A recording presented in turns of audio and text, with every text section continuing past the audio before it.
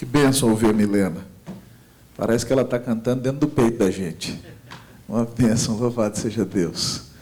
Vamos abrir a Bíblia lá no Evangelho de Lucas, amados irmãos, no capítulo de número 24. Lucas 24. Lucas, capítulo 24.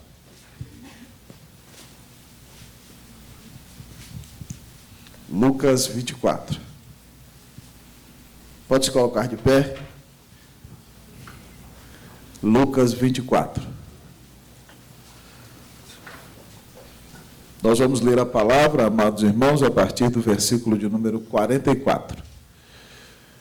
Depois do culto, irmãos, vai ter um bolinho ali. Tem um irmão querido que tem uma fábrica de bolo, que resolveu doar, quantos bolos, Luciano?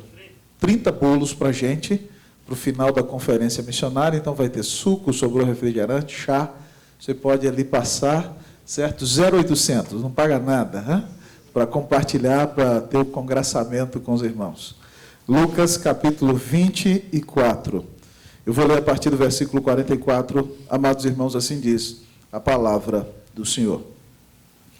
A seguir, Jesus lhes disse: são estas as palavras que eu vos falei, estando ainda convosco.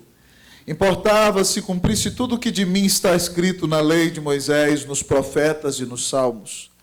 Então lhes abriu o entendimento para compreenderem as Escrituras, e lhes disse: assim está escrito que o Cristo havia de padecer e ressuscitar dentre os mortos no terceiro dia, e que em seu nome se pregasse arrependimento para a remissão de pecados a todas as nações, começando de Jerusalém.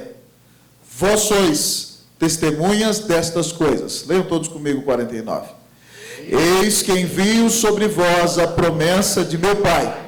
Permanecei, pois, na cidade, até que do alto sejais revestidos de poder. Oremos ao grande Deus, pedindo sua bênção mais uma vez e dando glória ao seu nome. Pai, eu quero dizer para o Senhor nessa noite, Carlos intercedeu muito bem por nós, mas eu quero te dizer, Senhor, que eu só estou nesse púlpito aqui para dar glória ao teu nome e ao nome de teu Filho Jesus Cristo.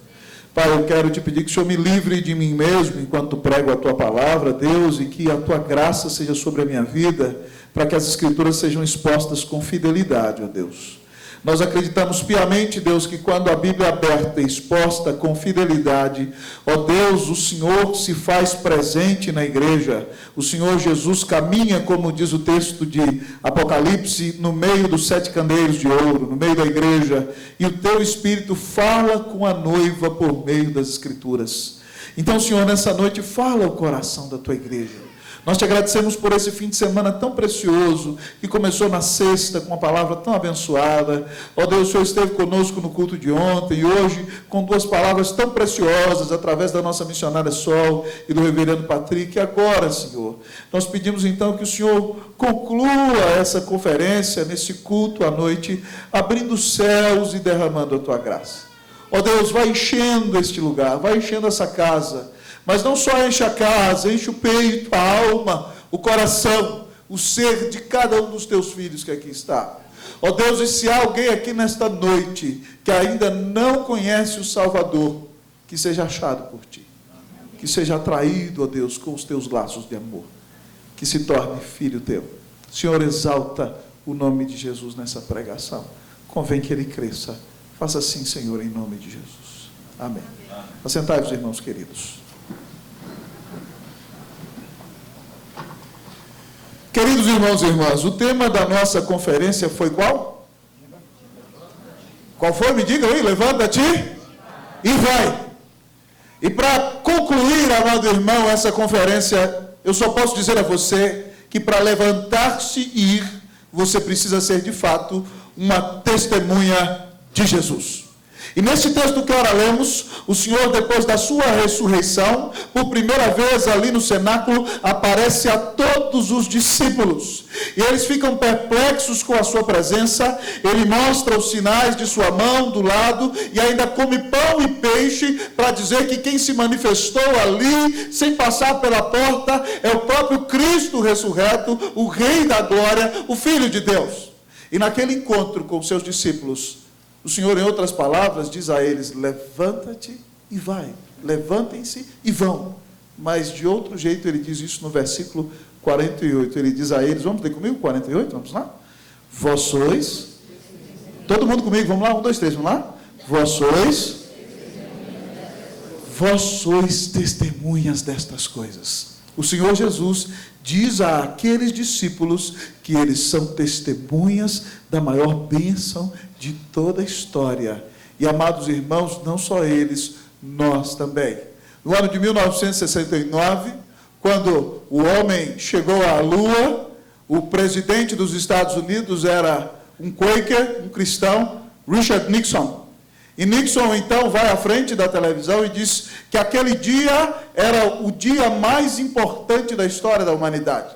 Para que depois de um tempo o doutor Billy Graham tomasse o telefone e ligasse para o presidente e dissesse: presidente, o senhor está equivocado. Porque o dia mais importante da história da humanidade foi o dia no qual o Filho de Deus ressuscitou. O Filho de Deus morreu na cruz e ressuscitou para nos salvar. E você, amado irmão, você, querida irmã, é testemunha dos fatos mais preciosos da história da humanidade. Então, já que você tem esse chamado e essa missão, nessa noite, o tema da mensagem é o seguinte: como ser uma testemunha de Jesus? Você representa o Senhor, lá no seu bairro, lá no seu trabalho, lá na sua casa, lá no seu prédio, na nossa cidade. Então, como ser uma testemunha de Jesus? Essa é a pergunta, a grande pergunta da noite. E o texto nos responde, em primeiro lugar: compreenda. Como ser uma testemunha de Jesus? Primeiramente, compreenda. Compreenda. Como ser uma testemunha de Jesus? Compreenda. Eu vou perguntar: igreja cheia de vida, como ser uma testemunha de Jesus? Qual é a resposta? Compreenda. Compreenda o quê? O Evangelho. Vamos ler o versículo 44 até o 46? Vamos lá? A seguir, Jesus lhes disse: são estas as palavras que eu vos falei, estando ainda convosco. Importava se cumprisse tudo que de mim está escrito na lei de Moisés, nos profetas e nos salmos. Vocês?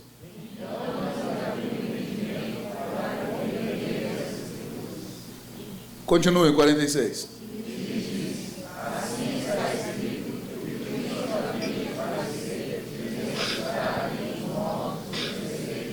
Amém. Compreenda. Compreenda o que, Manuel?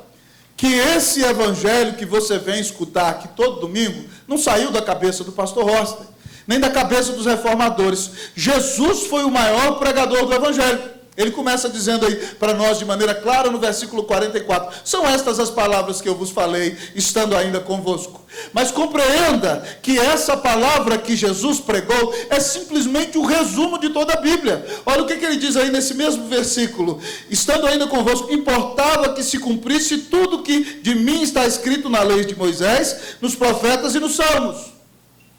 Quem cresceu na igreja presbiteriana tem que saber essa. Como nós dividimos os livros do Antigo Testamento? Como é? Pentateuco, depois livros históricos, depois poéticos, depois livros. Mas o judeu não dividia assim. O judeu divide a Bíblia em 3 livros. A Bíblia de Jesus é o Antigo Testamento. E ela é dividida em 3 partes: a lei, os escritos e os profetas. Ou então a lei, os salmos e os profetas. E o que Jesus está dizendo aqui, querido, é que você tem que compreender que esse evangelho que você descreve, que ele pregou, é a mensagem central das Escrituras. O objetivo do Pentateuco, dos profetas, dos salmos, dos livros históricos, dos livros poéticos, dos proféticos e de toda a lei, é anunciar o grande projeto de Deus, de mandar seu Filho ao mundo para morrer na cruz para nos salvar. Por isso que você precisa compreender as Escrituras, porque elas testificam de Cristo Jesus. Jesus diz aos fariseus: examinais as Escrituras, porque julgais ter nela a vida eterna, e são elas mesmas que testificam de mim, contudo não quereis vir a mim para terdes vida. Então compreenda, irmão, que essa mensagem que você escuta foi pregada por Jesus, mas não só isso, é o resumo da Bíblia. E compreenda que você precisa de ajuda de Deus para entender. Olha o versículo 45, todo mundo de Bíblia aberta. Então lhes abriu o entendimento, Para entender o Evangelho tem que haver uma ação sobrenatural de Deus na sua cabeça. Mas isso não deve levar você à preguiça intelectual. Porque o versículo diz assim, olha, então lhes abriu o entendimento para compreenderem. Eles tiveram que fazer um exercício mental. É Deus que abre o entendimento, mas você tem que pensar ao mesmo tempo. E analisar se aquilo de fato é verdade ou não. E louvado seja Deus por isso. Então, amado irmão, compreenda, entenda, estude, se aprofunde no mar das Escrituras, porque quanto mais você abrir esse livro e lê-lo do começo ao fim, você vai conhecer o Filho de Deus. Preste atenção, amado irmão, a fé cristã não é só um corpo de verdades teológicas nas quais você deve crer. A fé cristã, mais do que tudo, é um relacionamento com o próprio Deus, através da pessoa do seu Filho. E todas as vezes que você vai lendo esse livro e vai ouvindo a voz de Cristo e crê nele como seu Salvador, então você conhece mais a Deus, entende mais o desígnio de Deus para a sua vida é transformada cada dia mais, e você vai sendo cheio da graça, da alegria, da felicidade, da bênção de nosso Senhor e Salvador Jesus Cristo. Então abra sua cabeça e compreenda o Evangelho em nome de Jesus.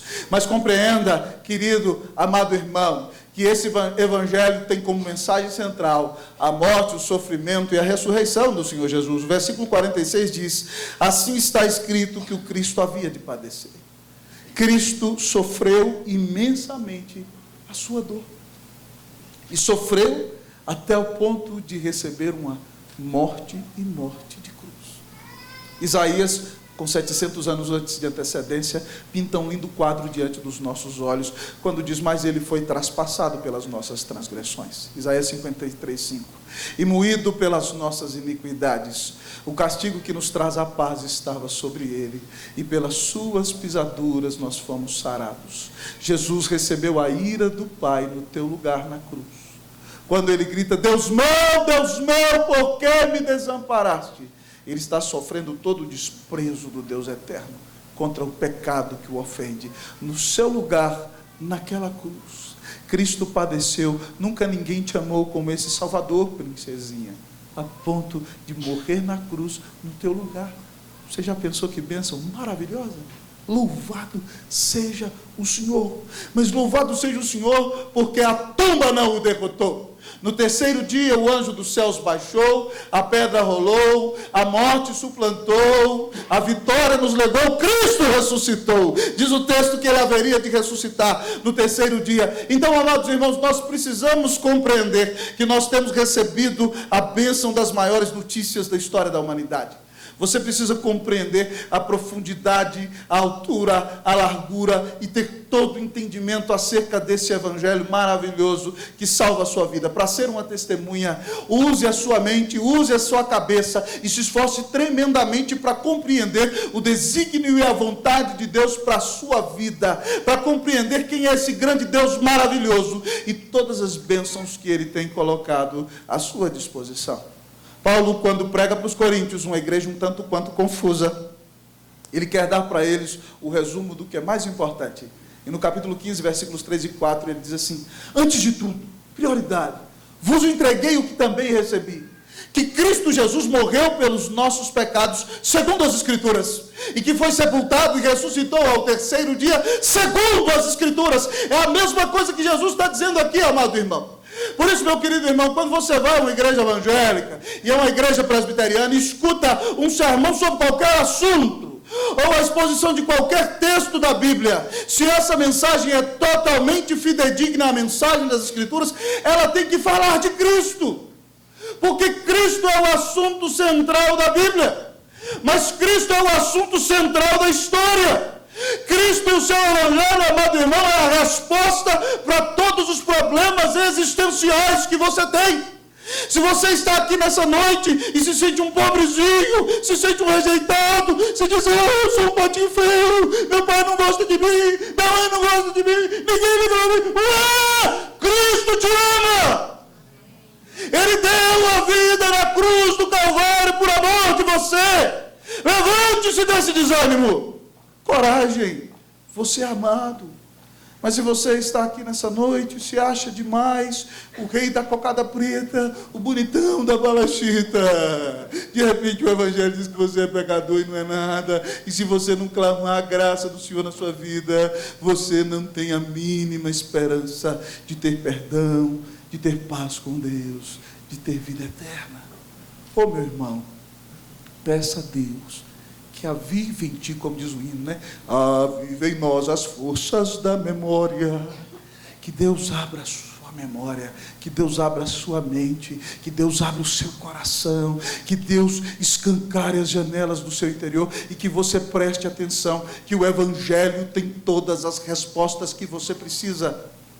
Mais do que qualquer filosofia, mais do que qualquer teoria psicológica, mais do que qualquer ideologia humana, o Evangelho tem todas as respostas que você precisa para o seu coração. Então não cabe para si cisternas rotas que não retém as águas, se você tem diante de si um manancial de águas vivas, que pode suprir toda a inquietação do seu coração, que pode encher a sua vida de esperança. Abra sua mente e compreenda o Evangelho, se você quer ser uma testemunha de Jesus. Mas como ser uma testemunha de Jesus é a pergunta do milhão nessa noite. Em primeiro lugar, compreenda. Em segundo lugar, disponha-se. Como ser uma testemunha de Jesus? Disponha-se. Vamos repetir comigo? Igreja cheia de vida, como ser uma testemunha de Jesus? Disponha-se. Acorda seu irmão aí. Você fala, você está dormindo, pecador. O pastor está gritando, você ainda dorme. Toma vergonha na cara. Fala para ele assim, se você quer ser, vamos lá, fala para ele, se você quer ser uma testemunha de Jesus, disponha-se. Disponha-se. Vamos ler então, irmãos, aí o versículo de número 47. Versículo 47. Vocês podem ler. 1, 2, 3. Vamos lá. E...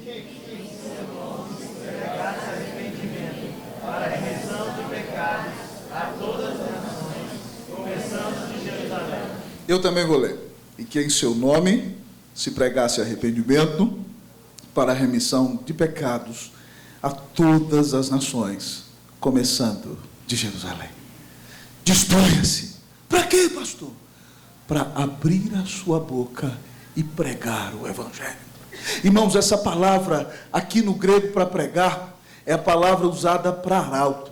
E a expressão é mais ou menos a seguinte: nos dias antigos, os reis, quando queriam dar uma mensagem, principalmente nos reinos conquistados, eles nomeavam um arauto, e o arauto vinha, às vezes, cercado por uma guarda e outras vezes não. E de repente ele entrava numa vila com um cavalo, com uma roupa distinta, e todos já percebiam que aquele cidadão é alguém diferente, e de repente ele pegava a sua trombeta e ficava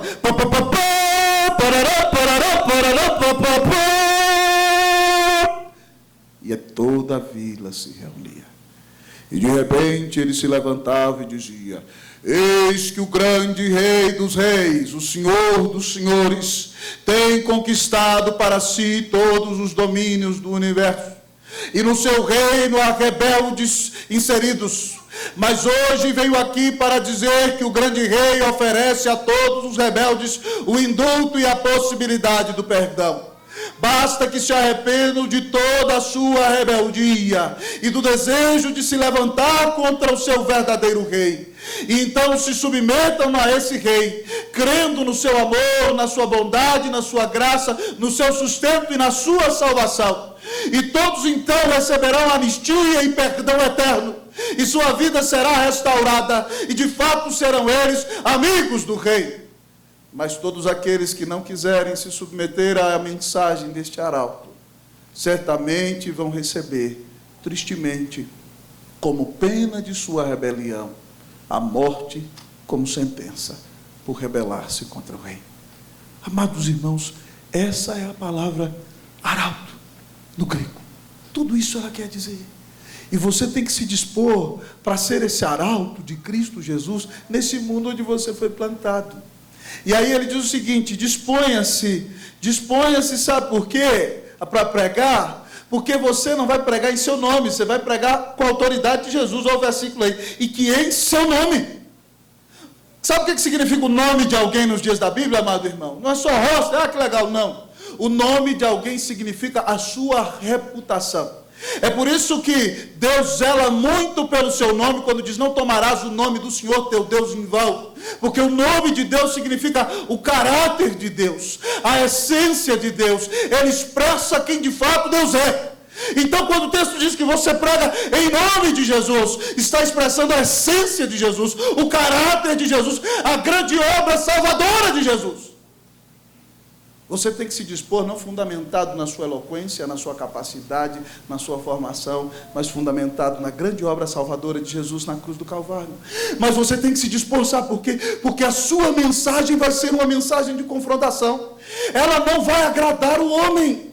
Diz o texto que você tem que pregar uma mensagem de quê? Diz aí, e quem seu nome se pregasse o quê? Leia para mim a próxima palavra. Arrependimento.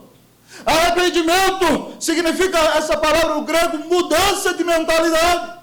Quando você prega o evangelho, você está dizendo ao homem que ele anda por caminhos errados, que sua filosofia de vida, que o seu jeitão de encarar a existência, que a sua idiosincrasia, que lhe dá tranquilidade, paz e felicidade, verdadeiramente é um engano, e que ele precisa se arrepender do seu jeitão de viver e crer que Deus o amou demais e entregar a sua vida a Cristo pela fé. Você tem que pregar uma mensagem confrontacional, uma mensagem de arrependimento, que certamente essa mensagem causa inimigos, e por isso há perseguição até os dias de hoje, porque você vai bater nos falsos deuses dos homens. É impressionante. Meu presbítero Carlos estava conversando comigo aqui agora que a gente sentou.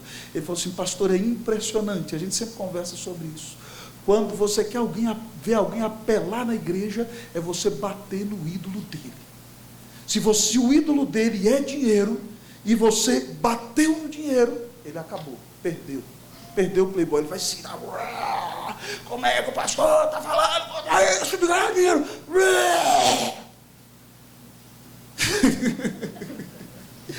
Se o ídolo dele é alguém da família, de repente então você confronta alguém da família, ele: como é que o conselho de pecadores tem coragem de confrontar a minha família?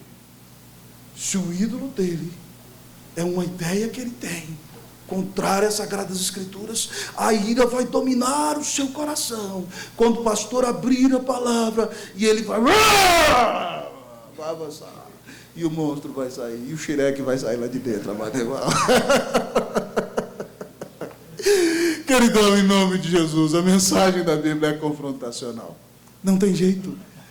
E se você está vivendo num mundo complicado, no dia em que você falar que o homossexualismo é pecado, significa que você vai odiar o homossexual. Mas você vai dizer para ele que está errado, que ele não precisa daquilo, que ele está destruindo a própria vida dele, que a Bíblia diz que ele está debaixo da ira de Deus. Quando você pregar para alguém que essa pessoa, essa mulher que está tirando a vida do seu bebê, está cometendo assassinato, você vai pregar na esperança de que ela não cometa tal erro, porque ela vai ter uma crise de consciência durante muitos anos de sua vida. Então, meu irmão, o evangelho, presta atenção, ele é contra a cultura. Não tem jeito. Não tem jeito. Prepare-se, se você quer abraçar o evangelho, você vai enfrentar grandes batalhas por aí. Mas o Senhor está ao seu lado. Mas o texto continua dizendo para nós: disponha-se, pregue! E louvado seja Deus, porque essa mensagem não é só contracultural, mas ela é uma mensagem de perdão e de reconciliação. O texto diz para nós que em seu nome se pregasse arrependimento para remissão de pecados, pagamento, libertação, reconciliação com Deus. Esse pecador que tem o mesmo valor que você e eu, e nós não somos melhores do que ninguém, amados irmãos, para quem pregamos. Essas pessoas que precisam tanto da graça de Deus, como eu e você precisamos, elas precisam ser reconciliadas com Deus. E o único caminho para o perdão, o único caminho para a reconciliação, o caminho para a amizade eterna, o caminho para a alegria da presença de Deus, o caminho para o perdão de pecados, é crer em Cristo Jesus como o único mediador entre Deus e os homens. A mensagem que você prega traz perdão para o coração, traz paz para a alma, traz indulto celestial, traz garantia de vida eterna, traz, amados irmãos, a solução das contas do homem diante do tribunal de Deus. Que coisa maravilhosa. Por que você então se retém de pregar essa mensagem? Você tem amigos que estão longe do Senhor, caminhando para o inferno, e eles só serão salvos se crerem em Cristo Jesus. Por que você não abriu a sua boca para falar de Jesus para eles ainda? Você tem pessoas na sua família que precisam de Deus. E você tem sido aquele agente secreto do céu que eu costumo falar para a mocidade, né? 007 da fé, James Bond. Eu pergunto para você, qual é o seu nome cristão? E você vai dizer, Bond, James Bond. Hein? E aí você ouve até a musiquinha do James Bond, né? Mas só que não existe James Bond da fé, irmão. Pare de querer esse 007. Crente que se esconde. Abra sua boca e pregue a salvação, porque os escolhidos de Deus só virão a Cristo por meio da pregação do Evangelho, e você tem o privilégio de ser o agente para levar esse Evangelho. E aí o texto diz para nós que essa mensagem, por isso você tem que se levantar e tem que ser pregada a todas as nações. A palavra nação, no grego aqui, não é o nosso conceito de nação ocidental com essas mais ou menos 200 nações que a ONU tem, não. A ideia é a palavra tribo, etnia e família. O Evangelho tem que ser levado a cada tribo, a cada etnia, a cada família da terra. É por isso que nós fazemos conferência missionária. É por isso que vem o pastor Patrick, que esteve aqui hoje, que era dentista, tinha 6 clínicas aqui em Brasília, de radiologia, certo? E então ele larga tudo, a mulher concursada sente um chamado e vai se preparar para ir para um país onde ele nem pode pregar publicamente o Evangelho, correndo risco de vida. Sabe por quê? É por amor. Porque aquelas pessoas que ali estão não terão seus pecados perdoados se elas não ouvirem o Evangelho de Jesus. E Cristo Jesus veio para a gente de todas as nações da terra. Apocalipse diz que lá, no dia final, no trono de Deus, Luciano que gosta de cantar, vai ter gente de toda raça, tribo, língua e nação. Você vai ver lá, eu não sei se vai ser assim, mas no céu os olhos ficando com seus tambores, né? Mas você vai ver lá os ingleses com seus órgãos. Então minha alma canta-te, Senhor. Gente de toda tribo, de toda língua, de toda cor, de todo jeito. É por isso que eu não posso dizer que é um evangelhozinho guardado no meu coraçãozinho, para eu pequenininho ficar escondidinho e não falar nada para o meu amiguinho. Pare com isso, crente. Nós temos que falar a todas as nações. Mas como a Sol pregou aqui hoje de manhã, tem uma frase do nosso querido amigo Ronaldo Leidório, que a gente gosta muito e eu acho que ele tirou até desse texto. Você não pode mandar para longe quem não é bênção perto. E diz o texto que você tem que pregar a todas as nações. Mas olha o versículo aí. Começando de onde? De Jerusalém. Tem que pregar aqui. Não adianta, irmão, o cara dizer que é uma bênção na igreja, que prega, que dá aula, que canta, que se chega em casa, ele é a maior brutalidade com a esposa. Ele só vive xingando a mulher. Ele só vive escorraçando os meninos. Ele não tem amor nenhum com a família. E aí faz que nem aquele menininho que chegou com o pastor e falou assim: pastor, não tem jeito da gente mudar para a igreja, não, pastor? Por quê, meu filho? Porque aqui papai é um santo, lá em casa ele é um demônio. Hã? Já pensou? Certo? Tem que começar na sua Jerusalém. É lá dentro de casa. É no seu trabalho, é na sua rua. Ô irmão, o que as pessoas dizem de você como crente lá no seu trabalho? O que as pessoas dizem de você como cristão onde você mora? Meus amados irmãos, nós temos que ser bênção perto, se queremos ser bênção longe. Tudo isso aqui que a gente está falando, irmão, não é novidade, não. Sabe quando João Batista começou a pregar? Diz a Bíblia que ele vestia ele era um cara esquisito, irmãos. Ele vestia roupa de couro, certo? Tinha um cinto de couro, pele de camelo, comia gafanhoto e mel silvestre, né? Não era um cara gordinho que nem a gente, uma dieta hiper mega power estrita, e de repente então, ele começa a pregar no deserto. Quem mora no deserto, Hélio? Quantas pessoas tem no deserto? Nenhuma. Mas de repente ele começa a pregar, eu não sei se ele prega para os camelos, e começa a juntar a multidão ali no deserto. E ele se levanta e diz: arrependei-vos, porque o reino dos céus está próximo. E centenas de milhares começam a converter. E ele fala que Jesus está chegando. Daqui a pouco, alguns meses depois, aparece o próprio Senhor Jesus começando o seu ministério e dizendo: arrependei-vos, porque o reino dos céus está próximo. Ou seja, eu, o rei, cheguei, eu vim salvar vocês, a oportunidade de reconciliação com os céus. E aí esse mesmo Senhor, amados irmãos, diz para nós: ide por todo mundo e pregai o Evangelho a toda criatura. Irmãos, eu tenho orado sinceramente para que essa igreja seja uma igreja que queira alcançar o Guará, que queira alcançar a cidade, que queira alcançar o DF, que queira alcançar o Brasil, que queira alcançar o mundo, porque qualquer visão menor do que essa não é a visão de Deus. Que privilégio, amado irmão, é anunciar o Evangelho. Preste atenção nisso. Deus só teve um único filho e fez dele um pregador. Se seu filho disser para você que quer ser um pregador, o que você vai dizer? Não, pastor, não, pelo amor de Deus. Qualquer outra coisa na vida. Não é verdade? Lá em casa, o meu pequenininho está com essa conversa. Quero ser pastor. Aí a mamãe pergunta: você tem certeza do que você está fazendo? Ela é mãe, eu não a recrimino, né? E ela vive a realidade do ministério dentro de casa. Mas, meus amados irmãos, até onde nós estamos dispostos a ir por causa do Salvador que deu tudo por nós? O Salvador que por nós morreu. Como disse Charles Studd, se Jesus Cristo é Deus e Ele morreu por mim, não existe sacrifício grande demais que eu possa fazer por Ele. Até onde você está disposto a ir por amor do seu Salvador?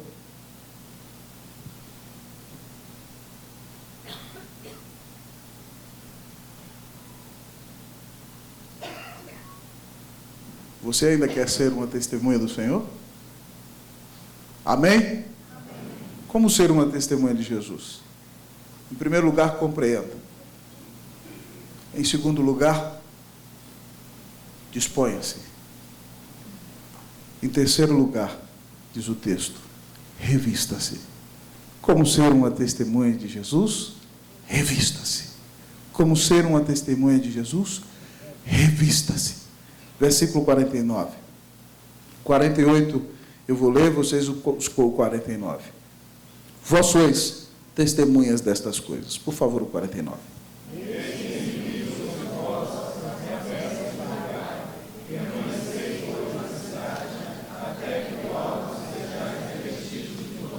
Revista-se.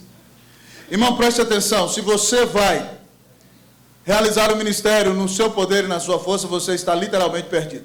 A Bíblia conta que aconteceu um grande avivamento lá na igreja presbiteriana de Éfeso. Eu vou contar essa história para vocês. Paulo pregou naquela cidade durante 3 anos e 6 meses.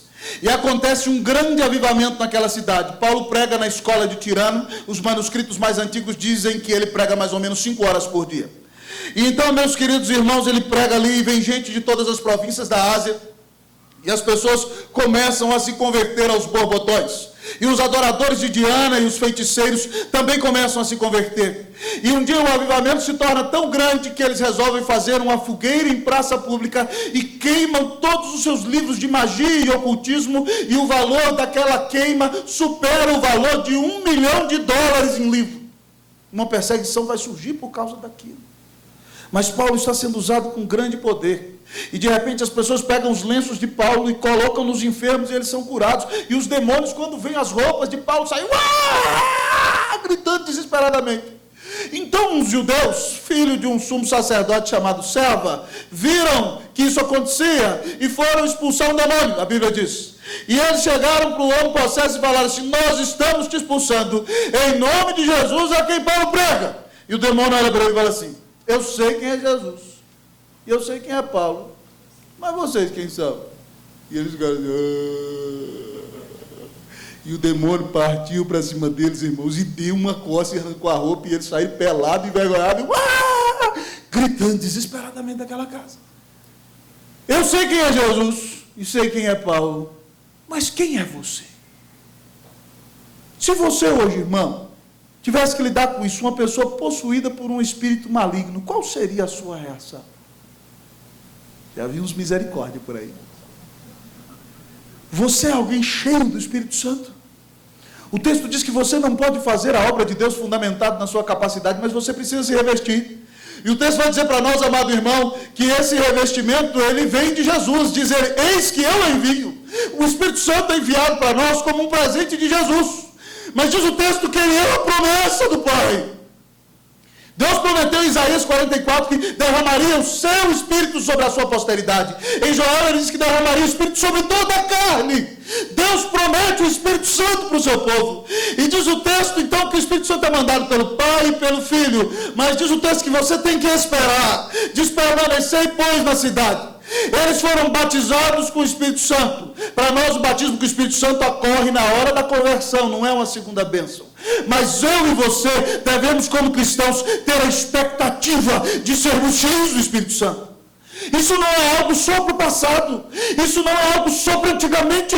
Isso é algo para você hoje. Você pode ser uma pessoa não dominada pelas obras da carne, mas dominado pela presença bendita e maravilhosa do Espírito de Jesus Cristo. Espere isso para a sua vida.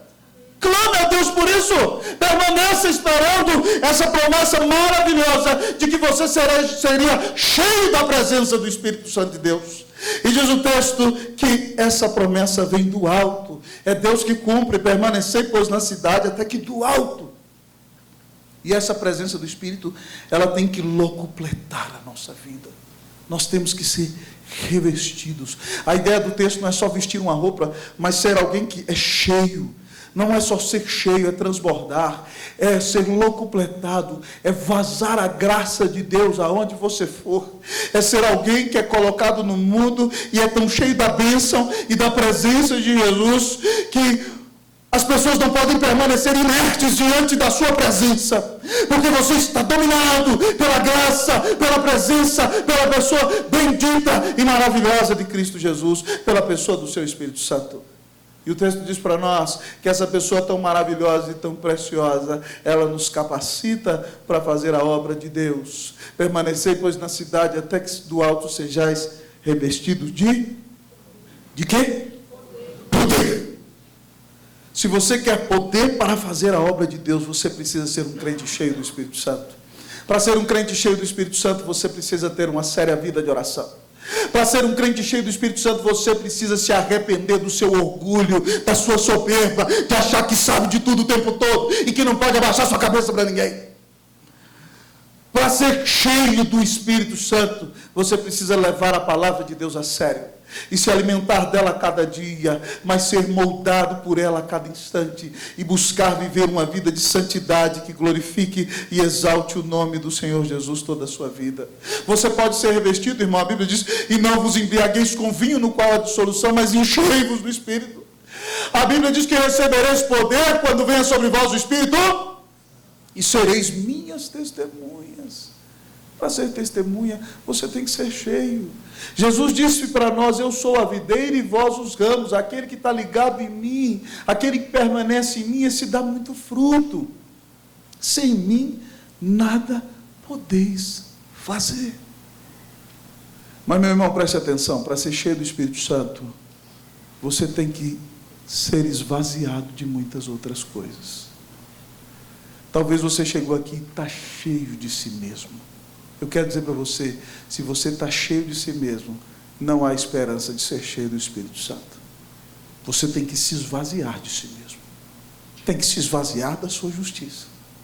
Tem que se esvaziar da sua vanglória para ser cheio do Espírito Santo. Talvez você chegou aqui e está entulhado de comida. Você comeu tanto que a comida chega, parece que vai sair pelo seu nariz, guloso, pecador. Você está aqui e você que está tão cheio, você não vai sentir necessidade de orar, você está satisfeito. Você chega a estar assim, né? Eu comi demais, que coisa boa. John Piper disse que o pior inimigo do jejum e da intimidade com Deus é uma torta de maçã. Você pode comer demais e esquecer de que precisa orar. Talvez você está cheio de preocupação. Está cheio de ódio. Você não vai ser cheio do Espírito Santo se você está cheio de outras coisas. Talvez você está cheio de justiça própria. Não, eu ajudei o pobre. Eu sou bom, Deus tem que me abençoar. Deus não tem que te abençoar por nada. Talvez você está cheio demais de si mesmo e não há esperança de ser usado enquanto você estiver cheio de si mesmo. Mas se você se esvazia de si hoje, e diz: Deus, me enche do teu Espírito Santo. Jesus diz assim: se alguém tem sede, venha a mim e beba. Quem crê em mim, como diz a Escritura, do seu interior fluirão rios de água viva. Se Jesus é o Senhor da tua vida, se Jesus é o Senhor do teu coração, se de fato Ele domina a sua mente, Ele domina as suas motivações, Ele domina os seus sentimentos, se você crê que Ele é o Filho de Deus, o único mediador entre Deus e os homens, se você de fato renunciou a tudo quanto tem para ser discípulo do Senhor, e você diz: Jesus, eu retiro a minha esperança de qualquer coisa desse mundo e me atiro nos seus braços. Se você crer nele como seu Senhor e Salvador, a Bíblia diz que você não só vai ser cheio, você será uma fonte de um grande rio, no qual muitas pessoas serão dessedentadas. Que o Senhor te encha com o Espírito Santo.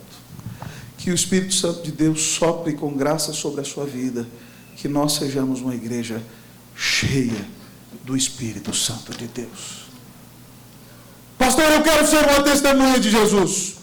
Então compreenda o Evangelho e se esforce com todo o seu ser para compreendê-lo e todas as suas implicações para a sua vida no dia de hoje. Pastor, eu quero ser uma testemunha de Jesus. Então disponha-se, abra a boca e pregue o Evangelho do que Cristo fez, ainda que tenha que confrontar pecadores. Leve uma mensagem de restauração e reconciliação. Ore para que o mundo seja alcançado pelo Senhor e seja bênção hoje aqui. Pastor, eu quero ser uma testemunha de Jesus. Então clame hoje: Espírito, enche a minha vida.